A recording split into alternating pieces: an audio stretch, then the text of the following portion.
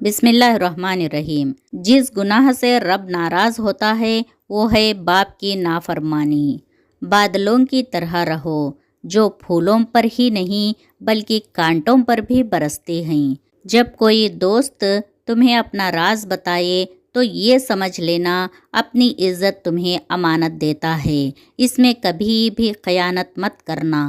یا اللہ، مجھے آخرت کے سنوارنے کی کوشش کرنے والوں میں رکھ اور میرے لیے اپنے راستے کو آسان تر فرما دے۔ زبان کا کہا دنیا سنتی ہے اور دل کا کہا اللہ سنتا ہے۔ نماز میں دل لگانے کا طریقہ۔ جب نماز شروع کرو تو زمین کو دیکھو، کیونکہ مرنے کے بعد ہمیں اس زمین کے اندر جانا ہے۔ رکوع کرو تو پاؤں کو دیکھو، کیونکہ ہماری جان پاؤں سے نکلنا شروع ہوگی۔ جب سجدہ کرو تو ناک کی طرف دیکھو، کیونکہ مرنے کے بعد سب سے پہلے ناک ختم ہوگی۔ اور جب بیٹھ جاؤ تو نظریں جھولی میں ہونی چاہیے، کیونکہ ہمیں خالی جھولی دنیا سے جانا ہے۔ حضرت عائشہ صدیقہ رضی اللہ تعالی عنہما نے نبی صلی اللہ علیہ وسلم سے پوچھا کہ عورت پر تمام لوگوں میں سے کس کا حق زیادہ ہے؟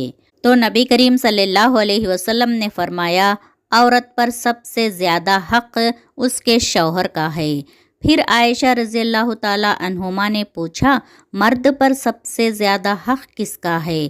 تو نبی کریم صلی اللہ علیہ وسلم نے فرمایا، مرد پر سب سے زیادہ حق اس کی ماں کا ہے۔ ایک روز جبرائیل علیہ السلام نبی صلی اللہ علیہ وسلم کے پاس آئے اور کہا کہ میں دنیا کے سارے درختوں کے پتے گن سکتا ہوں، پانی کے قطرے اور ریت کے سارے ذرے گن سکتا ہوں، لیکن اس شخص پر اللہ پاک کی رحمتوں کی تعداد نہیں گن سکتا جو آپ صلی اللہ علیہ وسلم پر درود بھیجتا رہتا ہے۔ سبحان اللہ، آپ صلی اللہ علیہ وسلم پر کثرت سے درود پاک پڑھتے رہیے۔ نبی کریم صلی اللہ علیہ وسلم نے فرمایا، جو جنت میں جائے گا نعمتیں پائے گا اور خوش رہے گا، کبھی غمگین نہ ہوگا، نہ اس کے کپڑے پرانے ہوں گے، نہ ہی جوانی ختم ہوگی۔ رابعہ بشری سے کسی نے پوچھا کہ کیا گنہگار کی توبہ قبول ہوتی ہے؟ تو فرمایا، انسان اس وقت تک توبہ کر ہی نہیں سکتا جب تک اللہ تعالیٰ توفیق نہ دے، اور جب توفیق مل جائے تو پھر قبولیت میں کوئی شک نہیں رہتا۔ جتنا تم میں صبر ہوگا اتنا زیادہ تمہاری دعا میں اثر ہوگا۔ اللہ سے معافی چاہتے ہو تو لوگوں کو معاف کر دو۔ بہترین فیصلے چاہتے ہو تو سب اللہ پر چھوڑ دو۔ اللہ تعالیٰ ماضی دیکھ کر نہیں، تڑپ دیکھ کر عطا کرتا ہے۔ اللہ تعالیٰ نے اپنے حبیب سے فرمایا، اپنی امت سے کہنا کہ میرا ذکر اپنی انگلیوں پر کیا کرو۔ جب تم اندھیری قبر میں تنہا ہوں گے تو یہ انگلیاں آپ کی قبر کو روشن کرے گی۔ آپ صلی اللہ علیہ وسلم نے فرمایا، آباد رہے وہ شخص جو میری حدیث کو دوسروں تک پہنچائے۔ تباہی اور بربادی ہے ایسے تمام لوگوں کے لیے جو انسانوں کو طعنے دیتے رہتے ہیں اور ان کے عیبوں کی تلاش میں لگے رہتے ہیں۔ مجھے اس شخص پر تعجب ہوتا ہے جو روزانہ دیکھتا ہے کہ اس کی سانس اور عمر کم ہو رہی ہے اور وہ موت کے لیے تیاری نہیں کرتا۔ کسی دوسرے کی سکھ کے لیے تلاش کرنے والے کی ذات پر سکھ آسمان پر سے برستا ہے۔ مطمئن زندگی گزارنے کے لیے لازم ہے کہ اللہ تعالیٰ نے آپ کو جو نعمتیں دی ہیں ان پر رب کا شکریہ ادا کیا جائے۔ اگر یہ بھی نہ ہوتی تو کیا کرتے؟ جنت وہ واحد شاندار جگہ ہے جہاں جانا تو سب چاہتے ہیں مگر جلدی کسی کو نہیں۔ اللہ کی 4 رحمتیں جو انسان سے برداشت نہیں ہوتی، ایک بیٹی، دوسرا مہمان، تیسرا بارش، چوتھا بیماری۔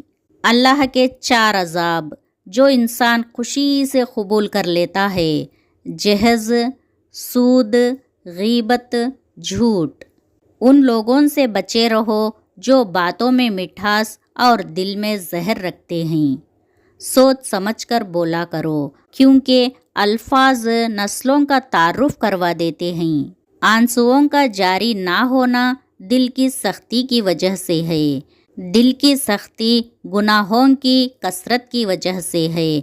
गुनाहों की कसरत मौत को भूलने की वजह से है। मौत से गफलत लंबी उम्मीदों की वजह से है। लंबी उम्मीदें दुनिया से मोहब्बत की वजह से है। दुनिया की मोहब्बत हर गुनाह की जड़ है। हज़रत उमर बिन खत्ताब रज़ियल्लाहु ताला अन्हु की 6 नसीहतें। जो आदमी ज़्यादा हंसता है उसका रुआब कम हो जाता है। जो मजाक ज़्यादा करता है लोग उसको हल्के और बेहैसियत समझते हैं। जो बातें ज़्यादा करता है उसकी लग़ज़िशें ज़्यादा हो जाती हैं। जिसकी लग़ज़िशें ज़्यादा हो जाती हैं उसकी हया कम हो जाती हैं। जिसकी हया कम हो जाती हैं उसकी परहेज़गारी कम हो जाती हैं। जिसकी परहेज़गारी कम हो जाती हैं उसका दिल मुर्दा हो जाता है। औलाद की वफ़ा बुढ़ापे में पता चलती है।